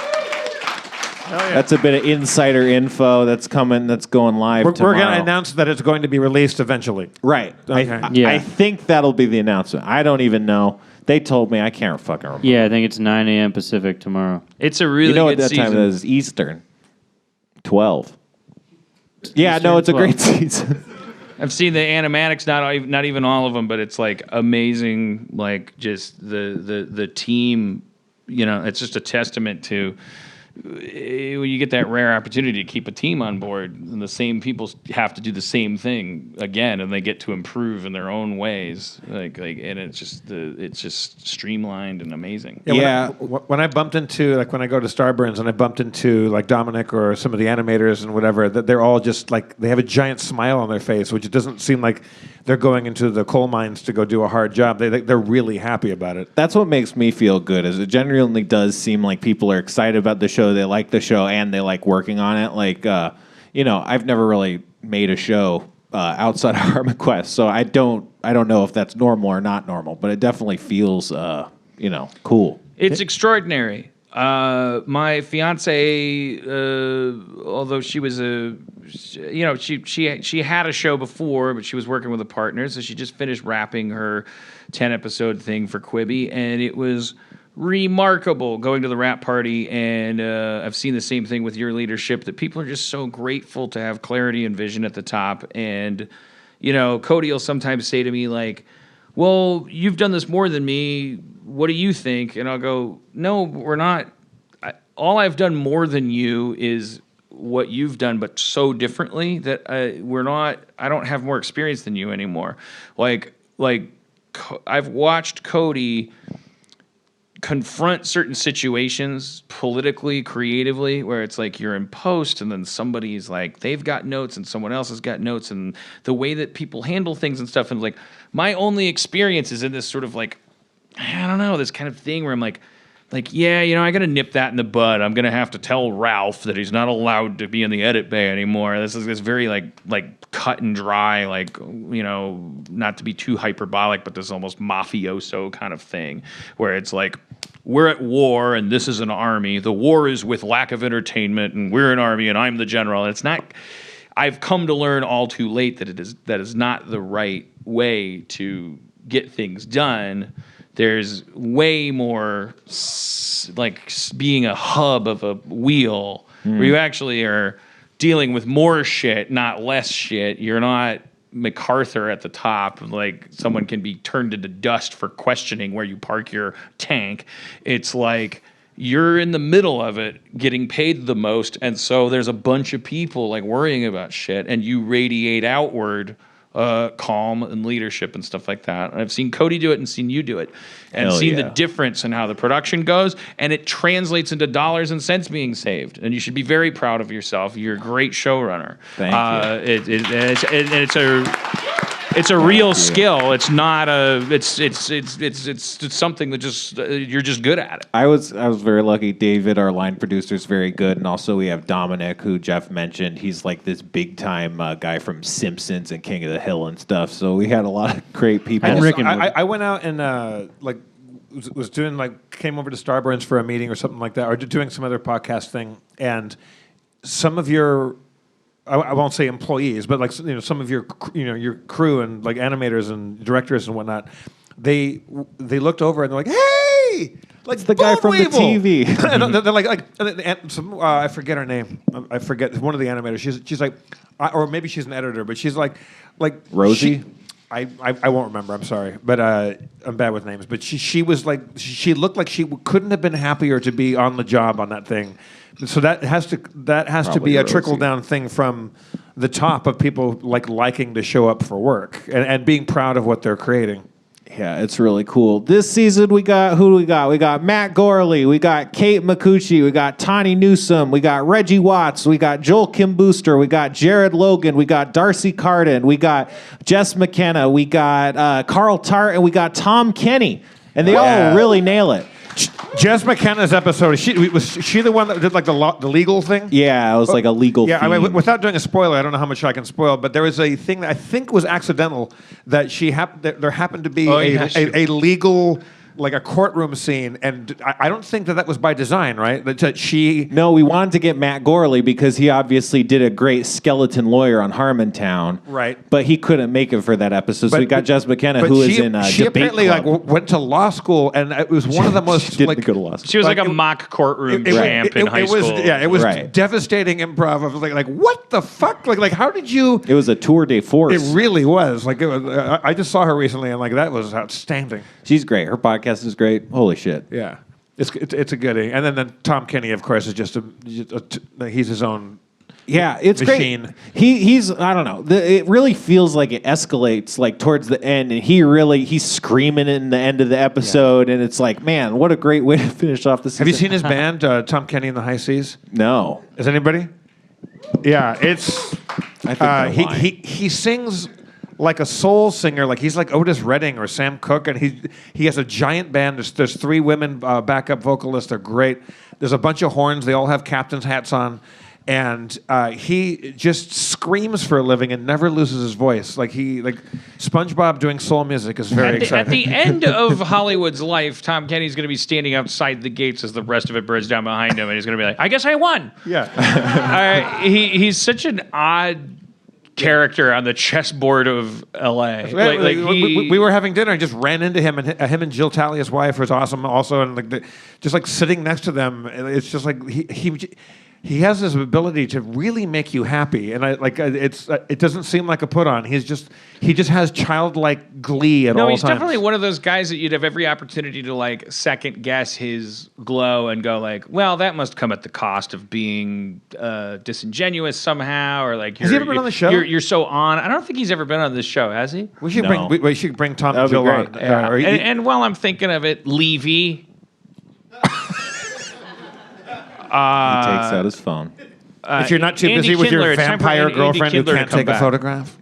Andy Kindler. We got to get the Kindles back. I kind of thought it was the Andy Kindler and Tom Kenny on in respect to some religion, are the Gandalf and Saruman of Kindler's he goes so dark. Yeah. Goddamn, he's funny. But anyways, also we got Dave Foley. He wants to be on the show too. Yeah, it was good to see him again. I saw Mark McKinney in San Diego, and he was there with his fully adult son. It's so weird to look at colleagues, the people that you admired when you were a kid, and then you're like, McKinney and I are both the same puffiness. We're the same age, I really like hanging out with that guy, and he's a delight. And I ran into him in San Diego, and then went to see Tom Kenny at the farmer's market, and Scott Thompson's walking by. Scott Thompson is sitting there with Dave Foley's Foley over there. I guess it's like the... We did a show in Winnipeg with Foley and the Who's Live Anyway thing, and that's where Kevin McDonald lives. Kevin came to the show. We brought him on stage, and I sat in the green with him, and I just hugged him, and he instantly just hugs you back. He's everything you want out of Kevin McDonald. He's just a little love bug. It's really good. They all used to hate each other, but now I don't think they ever hated each other. They're Canadian. They maybe they didn't share a bus one time. Well, I think some of them got along, but some of them hate each other. Well, they've lived whatever. They all definitely like each other now. It's fun going down like being in Atlanta with Dave Foley, and he's sober now, and he's been sober for I think 7-8 years or something. And he go, "Oh yeah, I was arrested there. I passed out there. Was arrested. You get the Dave Foley kind of remembering where he was been in the world before a tour. It's great." Thank you, sir. That guy loves it. I will say it's Dave and Scott are when you look at their faces. I don't know if Scott Thompson drinks a lot, but that face app thing that was going around where it's like all it does is just like, it doesn't like those guys both, it's like, okay, clearly you're older, but at the same time, like it's not none of the bad things. It's simply just adding like lines of distinction to the same shape face. They still have a weird kind of childlike cherubic kind of thing going on. It's awesome. They're aging the way we'd all love to age. That's, I think, if but that's not important. Also, your body's not important. I heard that app was the Russians. Yeah. Shout out to all you people as I share I'm like, oh, here's a pic of me or a video of me diving into my pool. Thank you so much, everybody, for your constructive criticism about my body. From the people that think I skip leg day to the people that think that my legs are great and I need to work on my upper body, to the people that just want to say I look like a caramel apple. A ton of people That's just being funny. like fucking awesome and just going like I don't want to say what you should say, but what I would say to you if I was following you and you were like, here's me jumping in a pool and I had anything to say, I'm pretty sure I would either say, A, you look fucking great, like I love you, or I'd shut the fuck up. I just think I think it's amazing, like all the people that are like, dude, you need to fucking work on your thighs and your legs and all this thing. Like, you click on every single one of their names. Not that I've done this. Always a locked account, always, because they're so proud of physical like beauty, and they're so focused on it that they love their life and they can't wait to celebrate the shape of their body, and they just, that's why they have a locked account and they just go and comment on other people's pages. Your legs are too skinny. You know what? Every bit of carbon dioxide that you exhale turns into fucking oxygen through me. I'm a plant, apparently. I don't know. Or a drunk mammal that's run out of things to say. you actually might be a caramel apple. I may be a caramel apple. Look, I did notice it too. I do look a little... It's a little odd. I think it might be a little bit of field of view thing. Like, I definitely like... I think it's a combination of not dieting, drinking whenever I want, but still working out and like lifting and stuff like that. Plus, just like. But surprisingly, we were in the pool playing pool sports where we took some of their dogs' like tennis ball, like little like chew toys, and we were just pitching it around. And your hand-eye coordination is fantastic. You got a baseball player's like mitt on your. I don't know why playing catch is fun in a pool, but if you tried to do it on land, it'd be like, fuck you, bully. It's because you could fall. There's something really fun about it, like being in a because pool and just throwing a ball. Because if you miss it, you get to go swim over to it. It's exciting. It's really good. Yeah. I'm so sunburned right now. I'm just pink. I'm like my upper body is. You got to. Sorry, Kaylin. Sorry, too soon. Not cool. Kaylin, you're saying 20 minutes, and what happens to you? Do you just roast or what? I'm pink right now from 10 minutes of my sunscreen wearing off. Under the stage lights? No, I actually got heat rash on my legs from reading Calvin and Hobbes as a kid in my bathroom. I didn't realize that there was a heat lamp above me, and I was just reading it because it was the only place I could get away from my family, who I love. And who are all albino. Yeah, just my brother and sister. Yeah, I realized that something was wrong when I could get burned from that. Yeah, put on sunscreen. So it's not just UV light that gets you; it's every kind of everything sucks. Convection radiation, anything like that. Yeah, I'm not a fan. Oh man, Right. did anybody happen to see is your news algorithm the same as mine, where you get that Fox News story about the British girl that was snorkeling in Cuba? And, No. Dude, click at your peril. It's fucking crazy. What happened? How's she well, doing? it's She just lived. there's just a photo of it's just a British girl who's fair skinned who was down in Cuba, and she swears she put on a million. Like she knew she was fair skinned and put on all the sunscreen. So it's like your instinct for victim blaming like kicks in, but it's like her parents are like, I'm telling you, I know teenagers don't listen, but. We kept saying put on sunscreen, and she kept doing it, and she snorkeled for an hour, and like Third-degree it is burns a or what? goddamn horror show. Jeez, I didn't know. You just described my worst fears. It looked. She said it felt. She was getting on the plane to go back to England, and she said it felt like there were water balloons on my back because in fact there were water balloons on her back. You can't imagine it too extremely. Like whatever you could conjure in your head. Imagine water balloons on a person's back. That's good. Yeah. The devil is a lie. The devil is a Sorry. lie. The devil is a lie.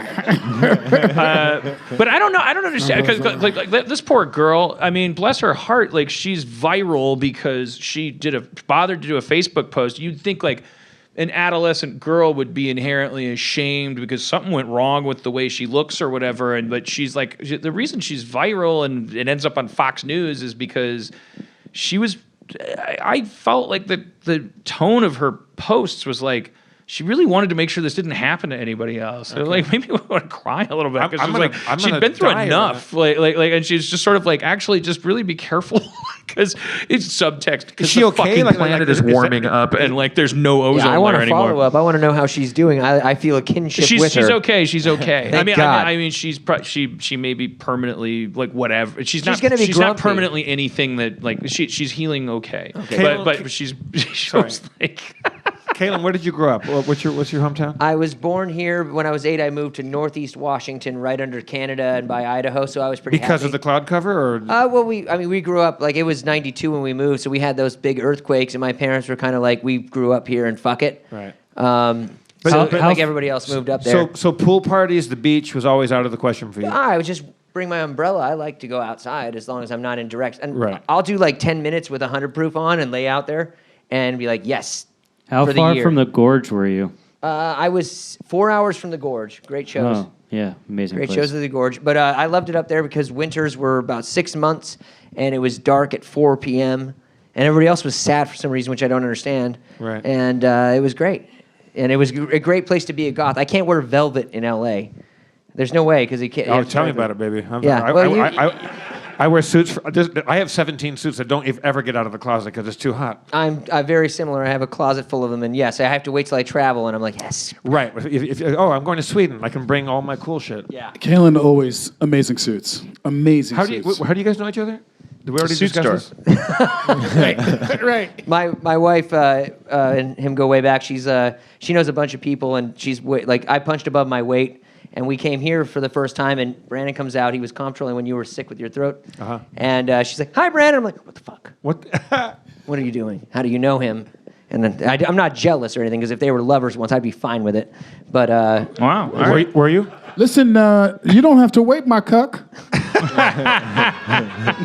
I finally. I'm so kidding. Your wife is so wonderful. It's, That would be my favorite I porn. Don't worry, Brandon. She's not here right now. You can say what you want. I love her. She's great. That's what I'm going to say.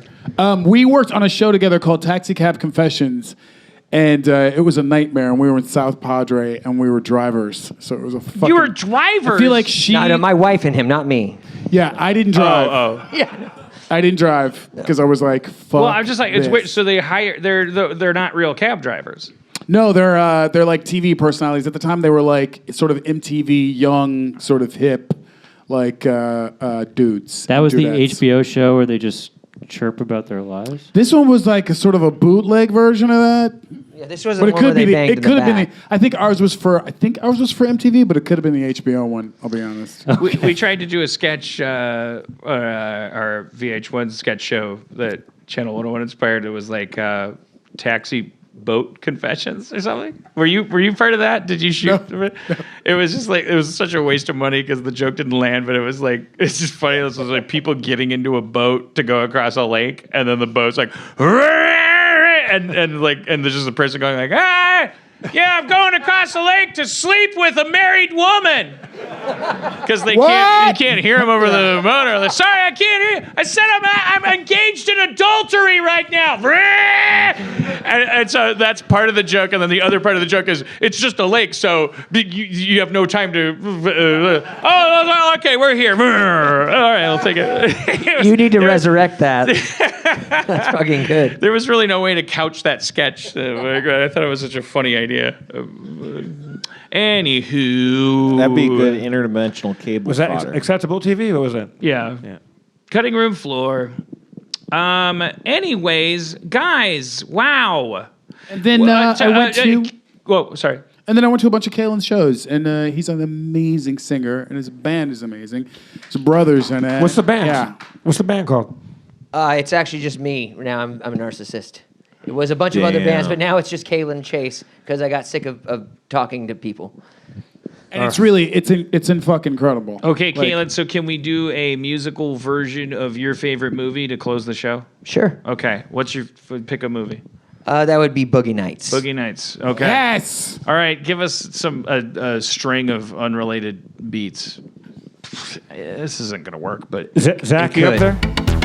Thank you, Zach. Zach McKeever on the beats, everybody. well, but my name is Burt Reynolds' character, and I noticed you have a big dick.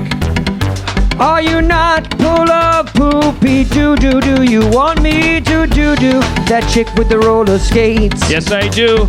Okay, You did great. thanks. You shouldn't be a busboy anymore. You should be in porn. Okay, I see my name in lights. What is it? It says Dirk Diggler. Is that alright? It's all right. Alright. Next song.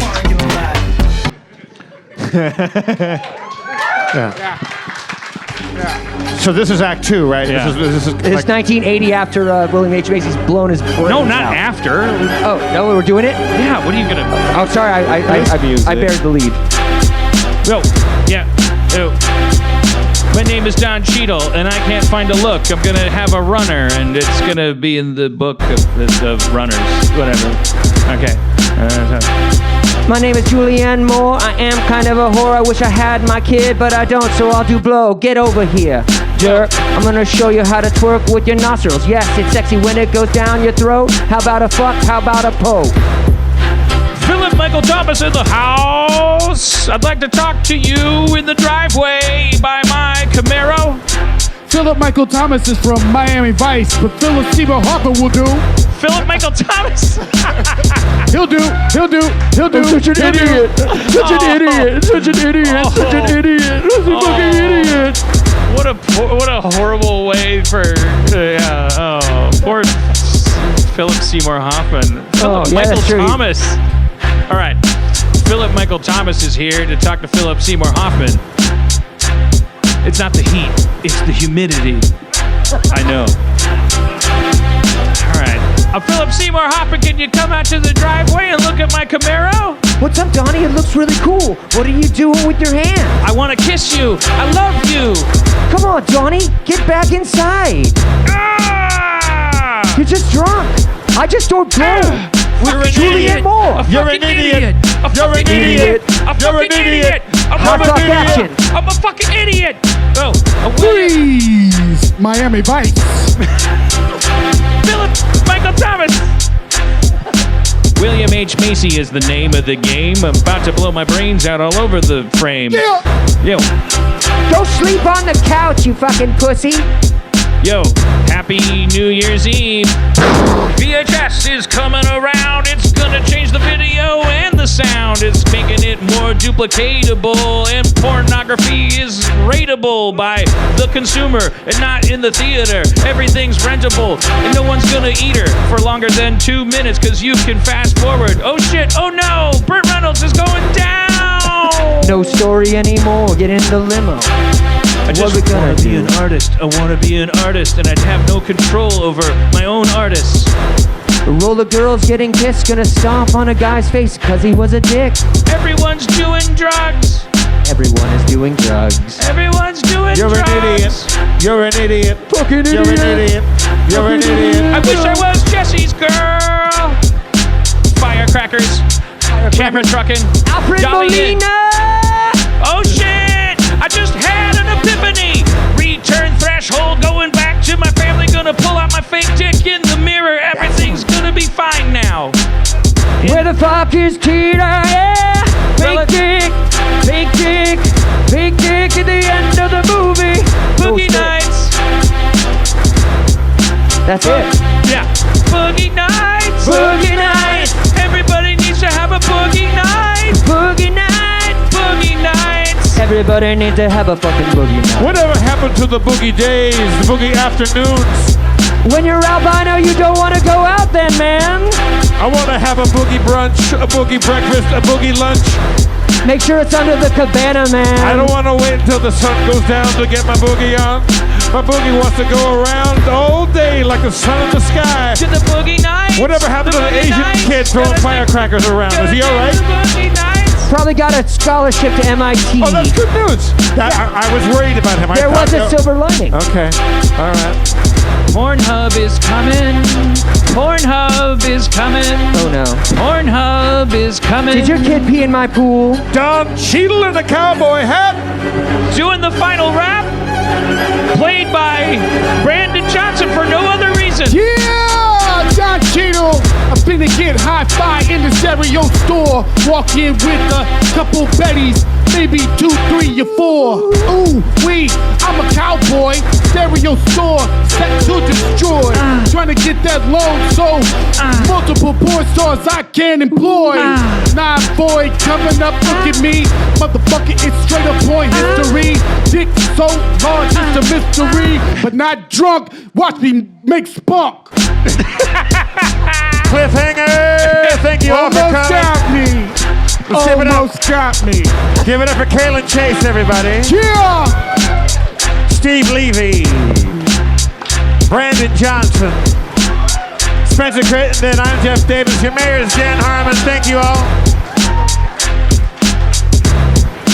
Drive fast, take chances.